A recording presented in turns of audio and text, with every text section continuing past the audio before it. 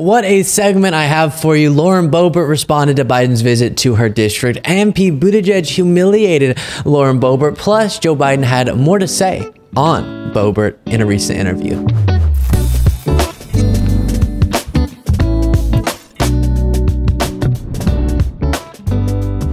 Well, I want to do a follow-up story on one I did earlier in the week. On Wednesday, we discussed Biden's trip to Pueblo, Colorado, specifically the CS Wind plant, where he discussed how the Inflation Reduction Act is benefiting Lauren Boebert's district, a piece of legislation that Lauren Boebert didn't just vote against, but also called it a massive failure.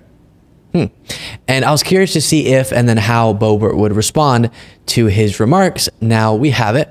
And let me tell you, there's a moment that's fascinating from this interview because it sort of exposes, it's really telling in that it exposes the malicious strategy behind Republicans' lies about Joe Biden as if we didn't know it already before. Also, just stick around for the whole segment. What the heck? So much to go through.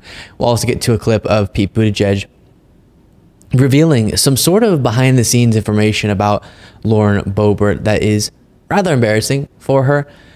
First, though, a little bit of context before the Boebert interview moment. Here's a video a Biden campaign account released. And it does the exact opposite of what Americans need right now. The historic investments we're celebrating today is in Congressman Boebert's district. She's one of the leaders of this extreme mega movement.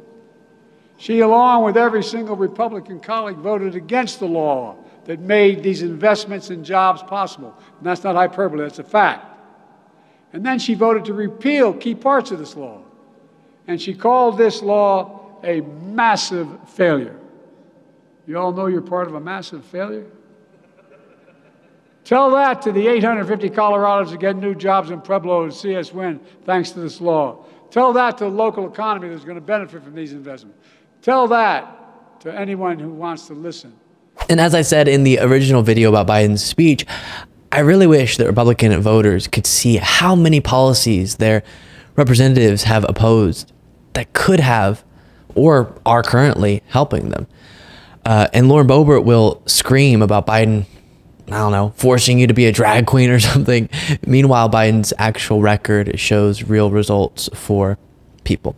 With that being said, here is a part of Lauren Boebert's response to that trip that genuinely cracked me up. And Rob, instead of bragging about his failed economic policies, Joe should come clean about the Biden crime family. That is the real corruption here, aside from spending our children and our children's future into oblivion and going off a financial cliff.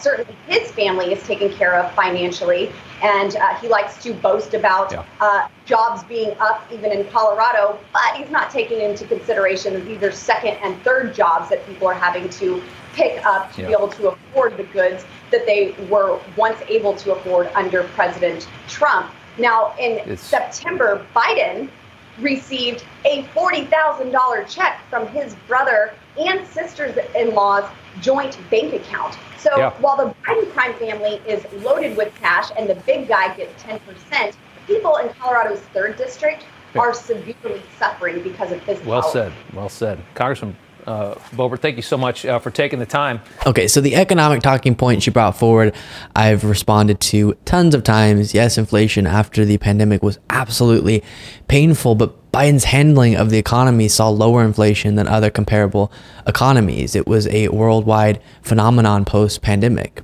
And last month, there was zero inflation and then just over 3% for the year. But her shifting the conversation, the most notable part to me is her shifting the conversation about policies that benefit her constituents that she tried to prevent from being implemented, the jobs being created, to a conversation about the Biden crime family. That's really the Republican Party in a nutshell. And I wish the viewers of Newsmax could see that right there, she's kind of accidentally revealing by doing that why they push these nonsense investigations like the one into Biden or these different political stunts. It's for that exact purpose. So when a Republican can't explain why they voted against the infrastructure law, this largest investment in infrastructure since the Eisenhower highway program, investing in roads, bridges, airports, broadband, addressing the fact that 10 million Americans don't have clean and reliable drinking water, investing in passenger rail. They bring up their bogus allegations against Joe Biden. When a Republican can't explain why they voted against the Inflation Reduction Act that attempts to make the United States a leader in the next phase of energy, so we're not dependent on other countries and can dominate in the industry, not to mention lowers prescription drug costs for seniors, among so many other things, they bring up their allegations against Joe Biden. I'm getting very poetic. Ready? When a Republican can explain why they voted against the CHIPS and Science Act that's investing in and bringing manufacturing to the United States, say it with me now. They bring up their allegations against Joe Biden. It's the perfect way to distract. And sticking with the poetic nature of this so they don't have to act. Ooh, to actually get things done. And of course, the specifics of what she was saying when it came to the Biden crime family talking point were absurd. She says $40,000 went from one Biden to another. Bum. A loan repayment. Specify that, please. Quite literally nothing suspicious about that. Yeesh. And now I have a great clip of Pete Buttigieg pointing out that Lauren Boebert says one thing publicly and will vote against these policies, but then privately, she's begging for the benefits of those policies to come to her district. And part of how we know that these achievements are really phenomenal and delivering good results for the American people is that even Republican members of the House who voted to prevent them are still there to celebrate them when they actually happen. Representative Boebert has written letters of support for projects in her district to be funded with President Biden's infrastructure package that she didn't just vote no on, but referred to as garbage. That didn't stop her from saying that garbage, I guess, as she had called it, was going to be good for her district. And sure enough, you know, when the project is a good project, we're going to fund it, regardless of the politics. So we're doing a project on I-70. We're doing another one that is benefiting the city of Pueblo and helping it reconnect the kinds of highway, road, and street improvement projects that motivated President Biden to fight so hard to get that infrastructure package done in the first place. So there it is. When her constituents' lives get better because of these policies, she hopes they'll think it's something that she did. But because she is committed to being blindly partisan, she has to vote against everything Biden pushes for and call it garbage and socialism, communism, Marxism, fascism, as Trump would say. No understanding of the different terms. But as Pete Buttigieg said, that doesn't mean Democrats should stop trying to help those Republican voters. While you are calling us groomers and communists and vermin, we're going to keep fighting to get you health care, a better job, better wages, lower prescription drug costs. That's just what we're going to do, frankly, okay? The next clip is also super interesting. So after Biden's speech in Pueblo, the Midas Touch Network, who does incredible work, was able to interview Joe Biden, and Ben Meiselas played for Joe Biden a clip of Lauren Boebert losing her mind and losing her marbles over the Inflation Reduction Act, and then Biden gets to respond. If I can, I want to show you a video of MAGA Republican Lauren Boebert talking. I apologize in advance for even showing this to you, but. And it does the exact opposite of what Americans need right now. This is just another con game by the Democrats, calling something one thing and saying another. Has expired. This is making the IRS, which Gentlewoman's time has expired. Than the Pentagon, the State Department, gentlewoman is no longer recognized. The gentleman from Missouri reserves the ballot. Mr. Speaker, how much time do you need? The gentlewoman is no longer recognized. I'm sorry. No, that's okay. If it weren't so important to be humorous, what's you call a massive failure? The only massive failure occurs in their thinking. The idea that in our own district, we've created so many new good paying jobs. And by the way, it's generating economic growth across the board. And when people get a good job, what they do is they have an opportunity to spend on things that they're basic needs for themselves. And by the way, we cut the deficit by $7 billion in that first year, okay? The idea that she's talking about this being a massive failure, I don't get it. I don't know whether they just don't understand anything or whether or not they in fact are, I hope she comes back here and tells the people in this factory, the largest wind turbine factory in the world, that it's a massive failure. It's our district. I invite her to come back. Come back and tell the folks back home this is a massive failure. Tell the folks back home that all that we've done to generate economic growth is not worth it. And I'd like to ask her to explain how she supports not taxing billionaires more than 8%. I have trouble explaining it. But then again, I probably shouldn't waste my time trying to. Yeah, it's probably a waste of time to try to understand these profoundly illogical positions. And a term that Gavin Newsom used multiple times in his debate with Ron DeSantis was weaponized grievance. And that's what Lauren Boebert does so much of, and a lot of these MAGA Republicans. It's not a genuine attempt to address the concerns and pains that people have. It's just an attempt to weaponize those grievances for political ends. But no matter how much Republican voters love hearing Lauren Boebert scream about the LGBTQ agenda or the Biden crime family or whatever it might be, they likely would have a really hard time listing off the policies that she's pushed for, that she's implemented, that have made their lives better.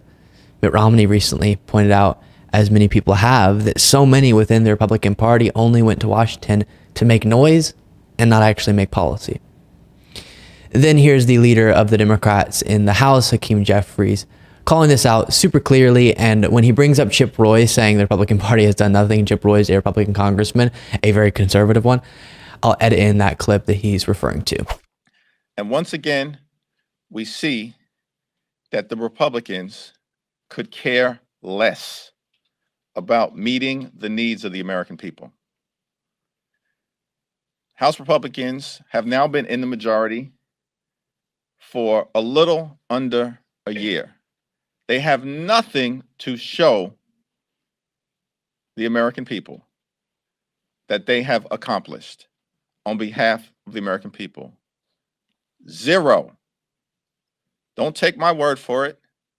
Just ask Chip Roy, who made it explicitly clear that the House Republican majority has done nothing to meet the needs of the American people. One thing. I want my Republican colleagues to give me one thing, one, that I can go campaign on and say we did. One. Anybody sitting in the complex, if you want to come down to the floor and come explain to me one material, meaningful, significant thing the Republican majority has done besides, well, I guess it's not as bad as the Democrats. Instead, they continue to focus on undermining the health, the safety, and the economic well-being of the American people. What's the latest example this week? That they've been directed to prepare to repeal the Affordable Care Act. In other words, they want to take away, House Republicans have been directed to prepare to take away health care from more than 100 million Americans who are suffering, excuse me, from pre-existing conditions. And that's something we discussed earlier in the week. Trump is now back to promising to repeal Obamacare, which honestly seems separate from the policy, also just really bad politics. Not only is he reminding everyone that he promised so long ago, 2 weeks, I'm going to have my healthcare plan and release it and pass it. And obviously that never happened. But it's also opening up the GOP to being called out, like what you just heard there from Hakeem Jeffries, as they should be.